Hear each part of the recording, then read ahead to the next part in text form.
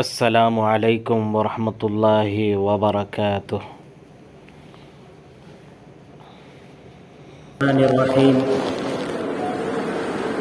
الحمد للہ رب العالمین والصلاة والسلام علی سید الانبیاء والمرسلین،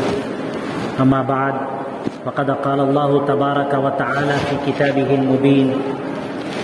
اعوذ باللہ من الشیطان الرجیم، بسم اللہ الرحمن الرحیم، فالق الاصباح وجعل اللیل سکنا والشمس والقمر حسبانا ذلك التقدیر العزیز العلیم، صدق اللہ العظیم۔ بھائیو اور دوستو، یہ جو مہینہ ہے ماہ محرم الحرام کا مہینہ ہے، اس کے بعد جو مہینہ شروع ہوتا ہے وہ سفر المظفر کا مہینہ ہے۔ اسلامی سال کی ابتدا ماہ محرم الحرام کے ذریعے سے ہوتی ہے۔ سفر المظفر کا مہینہ اسلامی سال کا دوسرا مہینہ ہوتا ہے۔ سفر کے مہینے کو سفر اس لیے کہتے ہیں کہ زمانہ جاہلیت میں نبی کریم صلی اللہ علیہ وسلم کے اس دنیا میں تشریف لانے سے پہلے 4 مہینے لوگوں کے یہاں محترم تھے۔ ایک رجب کا مہینہ، ذوالقعدہ کا مہینہ، ذوالحجہ کا مہینہ، محرم کا مہینہ، جس میں زمانہ جاہلیت کے لوگ جو ہمیشہ قبیلوں کی شکل میں رہتے تھے، ایک دوسرے سے لڑتے رہتے، ان کی آپس میں جنگیں ہوتی، قتال ہوتے، تو وہ ان 4 مہینوں کے اندر جنگ سے رک جاتے، وہ قتل و قتال نہیں کرتے۔ 4 مہینوں کو اللہ عز و جل نے قرآن کریم میں بھی محترم و مکرم کہا ہے کہ منہا اربعۃ حرم، کہ 4 مہینے ہیں جو نہایت محترم ہیں۔ لیکن جیسے ہی یہ 4 مہینے گزر جاتے اور اس کے بعد سفر کا مہینہ شروع ہو جاتا، تو سفر کے مہینے کو وہ اپنے گھروں کو خالی کر دیتے، گھروں سے نکل جاتے، جنگ و جدال کے لیے، لڑائیوں کے لیے، اپنے کاروبار کے لیے۔ وہ 4 مہینے تک اپنے گھروں میں رکے رہتے تھے، لیکن جیسے ہی سفر کا مہینہ آتا، سفر کے معنی خالی ہونے کے ہیں، وہ اپنے گھروں کو خالی کر کے جو ان کے آپسی جھگڑے ہوتے تھے، جنگ و جدال ہوتے تھے، آپسی لڑائیاں ہوتی تھیں، اس کو شروع کر دیتے تھے۔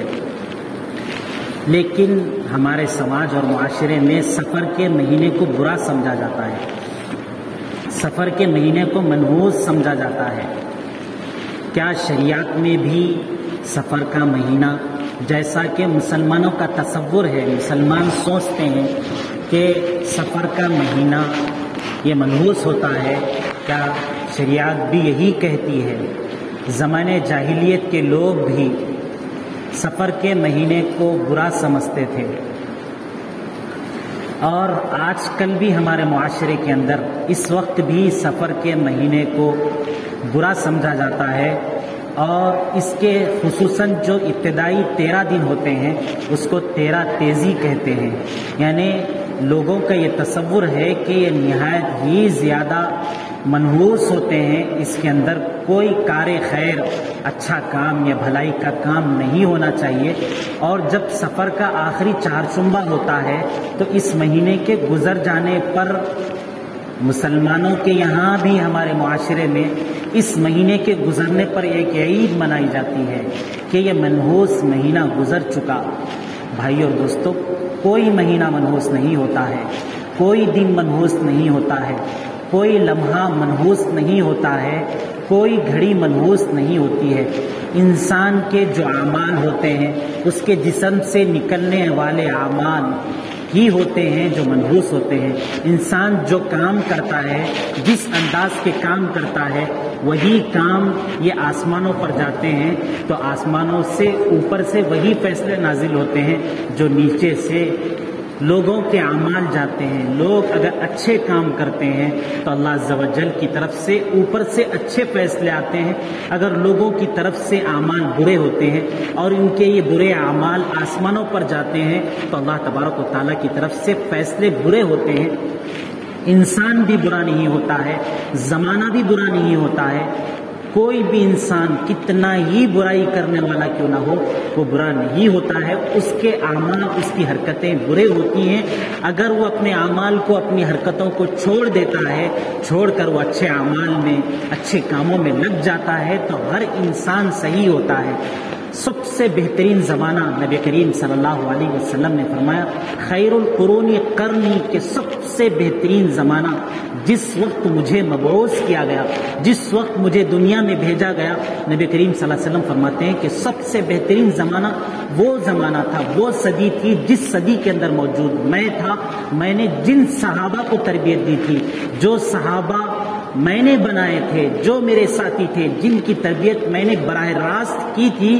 وہ جب تک صحابہ تھے جنہوں نے نبی کریم صلی اللہ علیہ وسلم کو براہ راست اپنے آنکھوں سے دیکھا تھا اور نبی کریم صلی اللہ علیہ وسلم کے ایک ایک اشارے پر اپنی جان کو قربان کر دیا کرتے تھے، وہ اعمال کے، اللہ کی طرف رجوع کرنے کے، اللہ سے ڈرنے کے مجسمے تھے، وہ پتلے تھے۔ تو نبی کریم صلی اللہ علیہ وسلم فرماتے ہیں کہ سب سے بہترین زمانہ تو میرا زمانہ تھا۔ پھر اس کے بعد نبی کریم صلی اللہ علیہ وسلم نے فرمایا کہ خیر القرون قرنی ثم الذین یلونہم، پھر اس کے بعد کے بھی جو 100 سال ہوں گے ان لوگوں نے حضرات صحابہ کرام سے فائدہ اٹھایا ہوگا، ان کو تابعین کہیں گے، وہ بھی ٹھیک ہوں گے۔ پھر اس کے بعد جنہوں نے تابعین سے فائدہ اٹھایا ہوگا وہ تبع تابعین کہیں گے ان کو۔ نبی کریم صلی اللہ علیہ وسلم نے فرمایا کہ میرے بعد جو 100 سال پہلے والے ہوں گے، جو دوسرے والے ہوں گے، اس کے بعد جو تیسرے والے ہوں گے، صحابہ، تابعین، تبع تابعین۔ نبی کریم صلی اللہ علیہ وسلم نے فرمایا کہ یہ 3 دور ہیں جو سب سے بہترین دور ہیں۔ پھر اس کے بعد نبی کریم صلی اللہ علیہ وسلم نے فرمایا کہ ثم یفشو الکذب، کہ ساری دنیا کے اندر جھوٹ عام ہو جائے گا، جھوٹ کو جھوٹ نہیں کہا جائے گا۔ جس کو جتنی جھوٹ پر مہارت حاصل ہوگی، جو جتنا جھوٹ بول سکے گا، اس کو سب سے بہتر سمجھا جائے گا۔ دنیا کا سب سے ترقی یافتہ، سب سے اچھا، سب سے بہتر، سب کی نگاہوں میں جچتا ہوا وہ شخص نظر آئے گا۔ جھوٹ کو جھوٹ، برائی کو برائی اس کے بعد نہیں سمجھا جائے گا۔ تو جس زمانے میں اچھائیاں ہوتی ہیں، اچھے کام ہوتے ہیں، تو وہ زمانہ بہتر ہوتا ہے۔ جس زمانے میں برے کام ہوتے ہیں، برے کام انجام دیے جاتے ہیں، نہ تو اس کے ذریعے سے اپنے پیدا کرنے والے کو خوش کرنا مقصود ہوتا ہے، نہ تو مخلوق کو فائدہ اٹھانا مقصود ہوتا ہے، نہ تو اپنے خالق کو یاد رکھتے ہیں لوگ، نہ اللہ کی مخلوق کو یاد رکھتے ہیں۔ اگر یاد ہوتا ہے انسان کو تو صرف اپنا وجود اور اپنے وجود کے جو خواہشات ہوتے ہیں، اپنے جو جذبات ہوتے ہیں، اس کے سوا اسے کوئی سبق یاد نہیں ہوتا ہے۔ اس کی رات و دن کی، صبح و شام کی، اس کی جد و جہد کا مقصد صرف اور صرف یہ ہوتا ہے کہ تنہا میں کیسے درست رہوں، ساری انسانیت کیسے درست ہو، میرا رب مجھ سے کیسے راضی ہو جائے۔ اس کی فکر جس زمانے میں نہیں ہوتی ہے، وہ زمانہ سب سے برا ہوتا ہے، جس میں آدمی کو صرف اپنی غرض مقصود ہوتی ہے، اپنا فائدہ مقصود ہوتا ہے، اپنے سے بڑھ کر وہ کسی کے سلسلے میں سوچ بھی نہیں سکتا۔ اپنی ذات سے کسی کو فائدہ ہو جائے، کسی مسلمان کو فائدہ ہو جائے، کسی انسانیت کو فائدہ ہو جائے۔ انسان تو اس کو کہتے ہیں جس کو دوسرے سے انسیت ہو، دوسرے سے لگاؤ ہو، وہ دوسرے کے درد اور تکلیف کو سمجھے، دوسرے کے درد اور تکلیف کو جانے۔ بلکہ نبی کریم صلی اللہ علیہ وسلم نے تو فرمایا کہ المسلمون کجسد واحد، کہ مسلمان ایک جسم کے مانند ہیں، کہ جسم کی کسی حصے میں کوئی شکایت ہو جائے، اگر جسم میں پیر کے اندر اگر تکلیف ہوتی ہے تو ہاتھ بھی درد کو محسوس کرتا ہے، اگر پیر میں تکلیف ہو رہی ہے تو دماغ بھی درد کو محسوس کرتا ہے، آنکھ میں تکلیف ہو رہی ہے تو سارا جسم تکلیف محسوس کرتا ہے۔ تو معاشرہ، سماج اور زمانہ اس وقت بہتر ہوتا ہے جب انسان ایک دوسرے کے خیر خواہ ہوتے ہیں، ایک دوسرے کی بھلائی کو سوچتے ہیں، ایک دوسرے کی بہتری کو سوچتے ہیں۔ کوئی زمانہ، کوئی دن برا نہیں ہوتے، ہمارا اپنے اعمال برے ہوتے ہیں۔ کیوں ایسا؟ کہ اس لیے کہ رات و دن کے بننے ہی سے تو زمانے پیدا ہوتے ہیں۔ جب لمحات گزرتے ہیں، گھڑیاں گزرتے ہیں، منٹ گزرتے ہیں، سیکنڈ گزرتے ہیں تو گھنٹے بنتے ہیں، گھنٹے جب گزرتے ہیں تو پھر 24 گھنٹے ہوتے ہیں، 12 گھنٹے ہوتی ہے تو دن ہوتا ہے، 12 گھنٹے کی رات ہوتی ہے۔ اس طریقے سے انسانی زندگی کا رات اور دن مکمل ہوتا ہے۔ یہ رات اور دن کو بنانے والی ذات کس کی ہے؟ اللہ تبارک و تعالیٰ قرآن کریم کے اندر ارشاد فرماتے ہیں فالق الصباح، کون کون ہے وہ ذات جو صبح سویرے صبح کے وقت میں جس وقت اندھیرا ہوتا ہے اندھیرے سے روشنی کو پھاڑ کر اس کے اندر سے نکالتی ہے؟ کیا یہ تمہارے قدرت کے اندر ہے کہ تم اس آنے والے دن کو تم یہ کہتے ہو کہ یہ منحوس دن ہے، یہ برا دن ہے؟ تمہیں کو کس نے اجازت دے دیا کہ اس دن کو اگر اللہ نے لایا ہی نہیں ہوتا، اگر اس دن کے اندر 24 گھنٹے اگر رات یہ ہوتی تو انسان کی کیا بس کہ وہ اس دن کو برا کہے یا بھلا کہے؟ اللہ کہتے ہیں کہ وہ جعل اللیل سکنا، دن کو اللہ نے بنایا، دن کے اندر دن کو روشن کر دیا، جس کی وجہ سے انسان کام کرتا ہے، جدوجہد کرتا ہے، محنت کرتا ہے، اپنے کاموں کو انجام دیتا ہے۔ اللہ تبارک و تعالیٰ نے قرآن کریم میں دوسری جگہ ارشاد فرمایا وہ جعلنا النہار معاشا، کہ ہم نے دن کو حصول معاش کے لیے بنایا، رزق روٹی کے حاصل کرنے کے لیے بنایا۔ ہم نے ایک ایسا نظام بنا دیا، ہم نے سورج کو ہم نے طلوع کر دیا، ہم نے روشنی کا انتظام کر دیا کہ جس کی وجہ سے انسان کے لیے اپنی رزق روٹی کو تلاش کرنا آسان ہو جاتا ہے۔ اللہ کہتے ہیں کہ وجعل اللیل سکنا، کہ اللہ ہی کی تو ذات ہے جو تمہیں رات عطا کرتی ہے۔ رات میں ایسا ماحول اللہ تبارک و تعالیٰ کی طرف سے انسان کو حاصل ہو جاتا ہے کہ جس کی وجہ سے وہ نیند کے آغوش میں چلا جاتا ہے، اس پر نیند طاری ہوتی ہے۔ تو اللہ کہتے ہیں کہ کون ہے وہ ذات جو رات و دن کو بناتی ہے؟ والشمس والقمر حسبانا، کہ چاند اور سورج دن کے یا رات کے جو بھی وقت ہوتے ہیں موسم کے اعتبار سے اپنے وقت پر طلوع ہوتے ہیں، اپنے وقت پر غروب ہوتے ہیں۔ تو یہ دن اور رات کا آنا یہ سورج اور چاند کے طلوع ہونے اور غروب ہونے ہی پر تو موقوف ہے۔ اللہ تبارک و تعالیٰ قرآن کریم کے اندر کہتے ہیں ان عدت الشہور عند اللہ 12 شہرا، کہ اللہ کے پاس مہینوں کی تعداد 12 مہینے ہیں۔ فی کتاب اللہ یوم خلق السماوات والارض، اللہ نے جس وقت آسمان اور زمین کو پیدا کیا تھا اسی وقت اللہ تبارک و تعالیٰ نے یہ 12 مہینے اللہ نے بنوائے تھے۔ اللہ نے جن مہینوں کو بنایا، اللہ نے اپنی قدرت سے جن مہینوں کو وجود بخشا ہے وہ مہینے برے نہیں ہو سکتے، اس کے لمحات برے نہیں ہو سکتے، اس کی گھڑیاں بری نہیں ہو سکتی۔ اگر نحوست ہو سکتی ہے تو ہمارے برے اعمال میں ہو سکتی ہے، جس کو ٹٹول کر دیکھنے کی ضرورت ہے کہ ہم کتنے اچھے اعمال کرتے ہیں، کتنے برے اعمال کرتے ہیں۔ کسی دن کے اندر کوئی نحوست نہیں ہوتی ہے۔ یہ جس طریقے سے ہمارا تصور ہے، زمانے جاہلیت کے لوگوں کا بھی یہی تصور تھا۔ وہ یہ کہتے تھے کہ ما ہی الا حیاتنا الدنیا نموت و نحیا، کہ ہماری بس یہی دنیا کی زندگی ہے جس میں ہمیں مرنا ہے، جینا ہے، جو کچھ کرنا ہے یہیں پر کرنا ہے۔ وما یہلکنا الا الدہر، پھر ان سے جب یہ کہا جاتا تھا کہ تم موت کے شکار کیوں ہوتے ہو تو وہ کہتے تھے کہ یہ زمانے کی تبدیلی، رات و دن کی گردش، یہ سورج و چاند کا آنا یہ انسان کو تباہ کر دیتا ہے، برباد کر دیتا ہے، ختم کر دیتا ہے، یعنی وہ برائی کی نسبت زمانے کی طرف کرتے تھے۔ نبی کریم صلی اللہ علیہ وسلم فرماتے ہیں کہ اللہ تعالیٰ کہتے ہیں یوزینی ابن آدم، یہ آدم کا بیٹا، یہ آدم کی اولاد، یہ انسان مجھے تکلیف دیتا ہے۔ یسب الدہر، کے زمانے کو برا کہتا ہے، زمانے کو برا کہتا ہے، زمانے کو گالیاں دیتا ہے۔ اللہ کہتے ہیں وَأَنَا الدَّهْرُ، میں ہی زمانہ ہوں، یعنی زمانے کو وجود بخشنے والا، زمانے کو لانے والی میری ہی ذات ہے۔ بیدی الامر، ساری دنیا کا نظام میرے ہاتھ میں ہے۔ رات و دن کا ہونا، سورج اور چاند کا طلوع ہونا، غروب ہونا، اور موسموں کا تبدیل ہونا، بارش کا ہونا اور سردی کا ہونا، گرمی کا ہونا، یہ ساری کی ساری چیزیں، یہ ساری کی ساری تبدیلیاں جو سارے جہانوں میں ہوتی ہیں، ساری دنیا میں ہوتی ہیں، اللہ کہتے ہیں بیدی الامر، کہ یہ سارا معاملہ میرے ہاتھ میں ہے۔ اقلب اللیل والنہار، رات و دن کو میں بدلتا ہوں۔ پھر اللہ عز و جل دوسری جگہ کہتے ہیں یہ ابن آدم، مجھے آدم کا بیٹا جب زمانے کو برا کہتا ہے، کبھی کہتا یا خیبت الدہر، کہ عربی میں کہتے تھے وائے تباہی زمانے کی، وائے تباہی زمانے کی، تو اللہ کے رسول اللہ صلی اللہ علیہ وسلم نے فرمایا کہ ایسے مت کہو، وَلَا يَقُولَنَّ أَحَدُكُمْ يَا خَيْبَةَ الدَّهْرِ، اے زمانے کی بربادی، اس طریقے کے الفاظ مت کہو۔ فَإِنِّي أَنَا الدَّهْرُ، اللہ کہتے ہیں یہ جو زمانہ ہے، یہ زمانے کو بنانے والا، زمانے کو وجود بخشنے والا، یہ رات و دن کی تبدیلی، دنوں کا آنا، یہ عمروں کا ہونا، یہ ساری چیزیں میری وجہ سے ہوتی ہیں۔ اسی لیے نبی کریم صلی اللہ علیہ وسلم فرماتے ہیں کہ اللہ تبارک و تعالیٰ کہتے ہیں کہ رات و دن کی جو تبدیلی ہوتی ہے، رات و دن جو آتے جاتے ہیں، اس کو ایک دن کو لاتا ہوں پھر دوسرے دن کو پرانا کر دیتا ہوں، یہ ساری کی ساری چیزیں میرے حکم سے ہوتی ہیں۔ اتنا ہی نہیں بلکہ جو تم پر بادشاہ ہوتے ہیں، جو حاکم ہوتے ہیں، جو تمہارے بادشاہ بنتے ہیں، جو تم پر اچھا یا برے طریقے سے تم پر جو حکومت کرتے ہیں، اللہ کہتے ہیں کہ وہ تم جو اعمال کرتے ہو،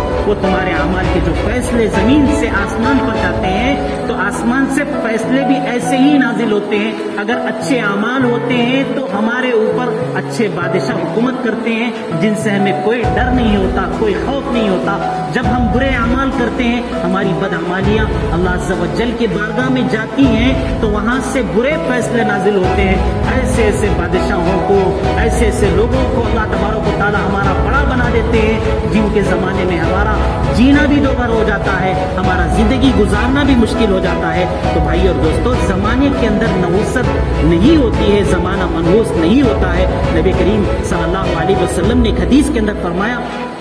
کہ زمانے جاہلیت میں بھی یہ تصور تھا کہ ایک بیماری دوسری بیماری کو لگتی ہے، بعض جگہوں پر لگتی ہے، بعض جگہوں پر نہیں لگتی ہے، بلکہ نبی کریم صلی اللہ علیہ وسلم کے زمانے میں بھی جس طریقے سے ہمارے زمانے میں جو بیماری اس وقت عام ہو گئی ہے، ایسے ہی ایک قسم کی بیماری نبی کریم صلی اللہ علیہ وسلم کے دور مبارک میں بھی طاعون کے نام سے ہوئی تھی۔ اس بیماری میں بھی نبی کریم صلی اللہ علیہ وسلم نے یہ حکم دیا تھا کہ جو لوگ اس جگہ پر موجود ہو وہ وہاں سے باہر نہ جائے، اور وہاں کے لوگ اس جگہ پر جس جگہ پر بیماری پھیل چکی ہے وہاں پر نہ جائیں۔ تو حضرت عمر فاروق رضی اللہ تعالیٰ عنہ اپنے دور میں ایک مرتبہ جہاں پر طاعون کی بیماری تھی، جہاں پر جو اس قسم کی بیماری جو ایک دوسرے کو لگتی ہے، وہ وہاں پر جا رہے تھے، تو ایک صحابی نے اللہ کے رسول اللہ صلی اللہ علیہ وسلم کا ارشاد سنا دیا کہ اللہ کے رسول اللہ صلی اللہ علیہ وسلم نے فرمایا ہے کہ جس جگہ طاعون کی بیماری ہو وہاں کے لوگ اس شہر سے نہ نکلیں، اور دوسرے شہر کے لوگ جس جگہ طاعون کی بیماری پھیل چکی ہے وہاں پر نہ جائے آپ۔ تو وہ حضرت عمر فاروق رضی اللہ تعالیٰ عنہ جا رہے تھے، جاتے جاتے رک گئے تو لوگوں نے تانا دے دیا، تانا دے کر کہنے لگے کہ عمر تم اس بیماری سے ڈر کر بھاگ رہے ہو، تم اللہ کی تقدیر سے بھاگ رہے ہو۔ تو حضرت عمر فاروق رضی اللہ تعالیٰ عنہ نے فرمایا نحن نفر من قدر اللہ الی قدر اللہ، کہ ہم اللہ کی تقدیر سے اللہ ہی کی تقدیر کی طرف بھاگ رہے ہیں، کہ اللہ ہی کا فیصلہ ہے جو ہم واپس ہو رہے ہیں، یہ واپسی بھی یہ اللہ کے حکم سے ہو رہی ہے۔ تو ہر بیماری کے سلسلے میں یہ تصور رکھنا کہ ایک بیماری دوسری بیماری کو لگتی ہے، ایسے نہیں ہے، بلکہ چند بیماریاں ضرور ہوتی ہیں جس کے سلسلے میں نبی کریم صلی اللہ علیہ وسلم نے فرمایا کہ ایک دوسرے کو لگتی ہیں۔ اسی طریقے سے زمانے جاہلیت کے لوگوں میں ایک تصور یہ بھی تھا کہ جب انسان مر جاتا ہے تو اس کے کھوپڑی میں سے ایک پرندہ نکلتا ہے، وہ پرندہ اس انسان کی روح کی شکل اختیار کرتا ہے، اور پھر وہ جا کر جو اس کو قتل کیا ہے یا اس کو جو تکلیف دیا ہے اس کا جا کر وہ بدلہ لے لیتا ہے۔ نبی کریم صلی اللہ علیہ وسلم نے فرمایا کہ ایسی بھی یہ وہمی قسم کی خرافات کی جھوٹ بلندوں کی باتیں کچھ بھی نہیں ہوتی ہیں۔ اسی طریقے سے نبی کریم صلی اللہ علیہ وسلم نے فرمایا کہ سفر کے سلسلے میں جو تصور رکھا جاتا ہے کہ سفر کا مہینہ منحوس ہوتا ہے، نبی کریم صلی اللہ علیہ وسلم فرماتے ہیں کہ سارے مہینے اللہ عز و جل کہتے ہیں کہ سارے مہینے اللہ عز و جل کے بنائے ہوئے ہوتے ہیں، اس میں کوئی برائی نہیں ہوتی ہے، اس کے اندر کوئی نحوست نہیں ہوتی ہے، کوئی مہینہ منحوس نہیں ہوتا ہے، کوئی لمحہ منحوس نہیں ہوتا ہے، کوئی گھڑی منحوس نہیں ہوتی ہے، بلکہ آدمی کے اپنے اعمال ہوتے ہیں، آدمی کے اپنے کرتوت ہوتے ہیں، جس کی وجہ سے آدمی کے اوپر حالات آتے ہیں، پریشانیاں آتی ہیں، مصائب آتے ہیں۔ اگر اللہ والے ہوتے ہیں ان کے اوپر بھی مصائب آتے ہیں، ان کے اوپر بھی پریشانیاں آتی ہیں، تو اس کی وجہ یہ ہے کہ یہ دنیا دار الامتحان ہے، کہ یہاں پر اللہ عز و جل اپنے بندوں کو راحت دے کر آزماتے ہیں، تکلیفیں دے کر آزماتے ہیں کہ میرا بندہ اپنی جگہ پر قائم رہتا ہے یا نہیں رہتا ہے۔ جب سکون ہے، راحت ہے، چین و سکون ہے تو اس وقت تو اللہ کی طرف متوجہ ہے، لیکن اللہ نے تھوڑی سی پریشانی ڈال دی، تھوڑی سی کیا مصیبت ڈال دی کہ واویلا مچانے لگا، ہنگامہ مچانے لگا۔ اللہ تبارک و تعالیٰ اپنے بندے کو آزمانا چاہتے ہیں، دیکھنا چاہتے ہیں کہ میرا بندہ ہر وقت یہ میری طرف متوجہ رہتا ہے کہ نہیں رہتا ہے؟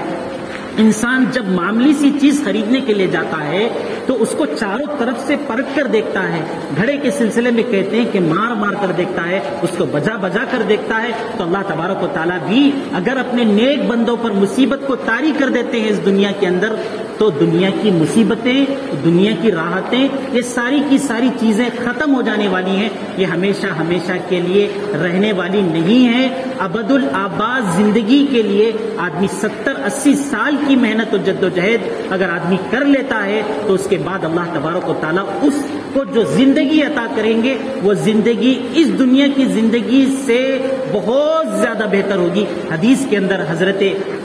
اللہ تبارک و تعالیٰ نے ایک حدیث کے اندر نبی کریم صلی اللہ علیہ وسلم فرماتے ہیں کہ ایک مرتبہ اللہ تبارک و تعالیٰ نے حضرت جبرائیل علیہ السلام کو بلا کر کہا کہ جبرائیل میں نے جنت بنائی ہے، جنت کو جا کر دیکھ کر آؤ. تو حضرت جبرائیل علیہ السلام جنت کو دیکھنے کے لیے تشریف لے گئے. جا کر دیکھا، دیکھنے کے بعد کہا اے اللہ آپ نے جنت اتنی بہترین بنائی ہے، اتنی خوبصورت بنائی ہے، اتنی اچھی بنائی ہے کہ آپ کے امت میں سے یہ دنیا کے اندر جتنی انسانیت ہے یہ ساری کی ساری انسانیت یہ تمنا کرے گی، یہ خواہش کرے گی کہ ہم جنت میں ضرور بھی ضرور داخل ہوں. پھر اس کے بعد اللہ تبارک و تعالیٰ نے حضرت جبرائیل علیہ السلام سے فرمایا کہ جبرائیل میں نے جہنم بھی بنائی ہے، جو انسانوں کا ٹھکانہ ہے اس کو جا کر دیکھ کر آؤ. تو حضرت جبرائیل علیہ السلام تشریف لے گئے اور جا کر جہنم کا نظارہ کیا. دیکھا، دیکھ کر کہنے لگے اے اللہ عز و جل جہنم اتنی خطرناک ہے،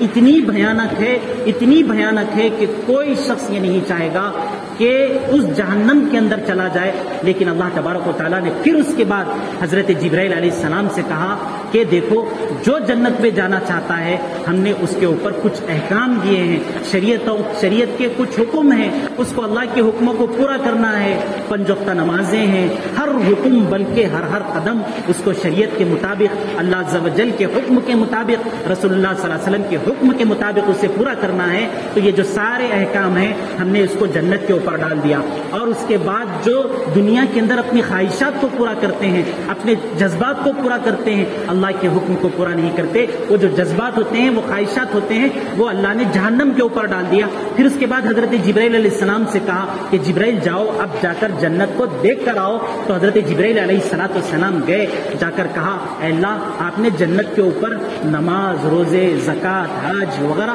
یہ ساری عبادتیں رکھی ہیں، یہ انسان تو کمزور ہے، اب تو جنت میں بہت کم لوگ جائیں گے. پھر اس کے بعد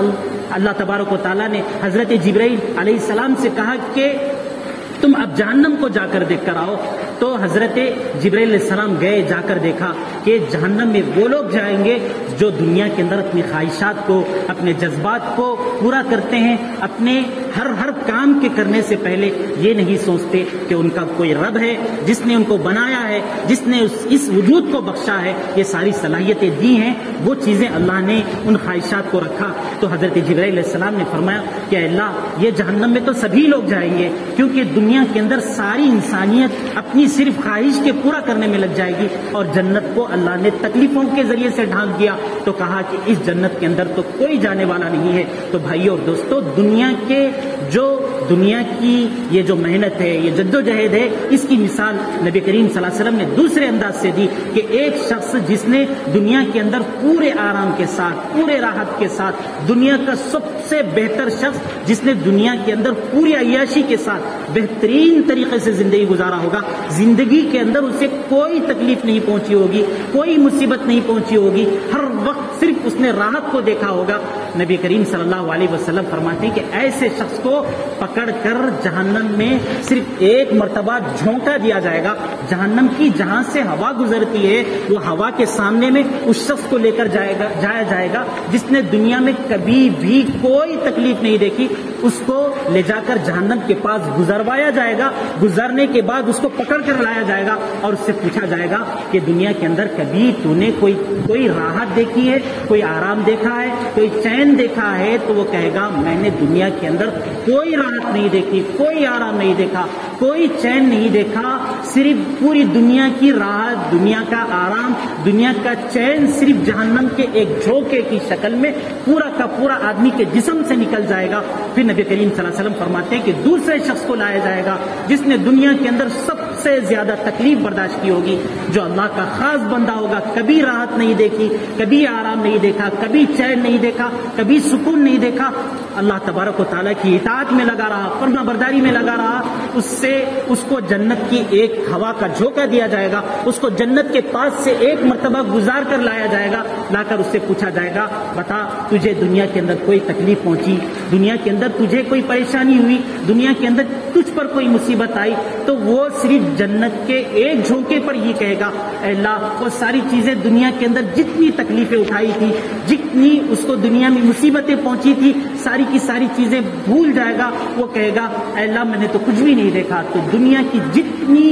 آدمی کی راحتیں ہیں یہ جہنم کے ایک جھونکے کے سامنے میں ساری کی ساری کافور ہو جائیں گی، ختم ہو جائیں گی، اور دنیا کی جتنی مصیبتیں ہیں یہ ساری کی ساری مصیبتیں جنت کی صرف ایک ہوا اگر چلا دی جائے تو اس کے مقابلے میں یہ ساری کی ساری چیزیں ختم ہو جائیں گی۔ تو بھائیو دوستو بتانا دراصل مقصود یہ ہے کہ یہ ماہ سفر کا مہینہ ہے، اور سفر کے مہینے کے سلسلے میں یہ تصور رکھنا کہ یہ مہینہ منحوس ہوتا ہے، کوئی چیز منحوس نہیں ہوتی ہے، کوئی چیز بری نہیں ہوتی ہے، ہمارے اپنے اعمال ہوتے ہیں، ہمارے اپنے کردار ہوتے ہیں، ہمارے اپنے کیے ہوئے حرکتیں ہوتی ہیں جس کے اوپر نظر کرنے کی زیادہ ضرورت ہوتی ہے کہ ہم دن بھر ہمارے رات و دن ہماری 24 گھنٹے کی زندگی کون سا قدم ہم ایسا اٹھا رہے ہیں کہ جس میں ہم اللہ عز و جل کو یاد کرتے ہیں، جس نے ہمیں پیدا کیا ہے، ہم مسلمان ہیں، ہمارے مسلمان ہونے کی حیثیت سے کب ہمارا قدم اٹھتا ہے جس وقت ہم اللہ کو یاد کرتے ہیں کہ میں فلاں کام کرنے جا رہا ہوں، میرے آقا صلی اللہ علیہ وسلم، میرے محبوب صلی اللہ علیہ وسلم کا حکم اس وقت کیا ہے، ہمیں غور و فکر کرنے کی ضرورت ہے۔ یہ مصیبتیں، یہ پریشانیاں، یہ نحوستیں یہ ساری ہمارے اعمال کی وجہ سے ہوتی ہے، دن رات یہ منحوس نہیں ہوتے ہیں، یہ اللہ کے بنائے ہوئے ہوتے ہیں۔ اگر دن اور رات کو برا کہتے ہیں تو دراصل یہ اللہ عز و جل کی ذات کو برا کہنا ہے، نعوذ باللہ کہ ہم اللہ عز و جل کو گالیاں دے رہے ہیں۔ اللہ تبارک و تعالیٰ سے دعا ہے کہ اللہ تبارک و تعالیٰ ہمیں صحیح دین کو سمجھنے کی اور صحیح اعمال کرنے کی، اور اس دنیا میں رہ کر اللہ تبارک و تعالیٰ کو راضی کرنے کی، رسول اللہ صلی اللہ علیہ وسلم کی سنتوں پر عمل کرنے کی، اور آخرت کی تیاری کرنے کی، جہنم سے بچ کر جنت میں جانے والے اعمال کو انجام دینے کی اللہ عز و جل توفیق عطا فرمائے۔ آمین۔ واخر دعوانا ان الحمد للہ رب العالمین۔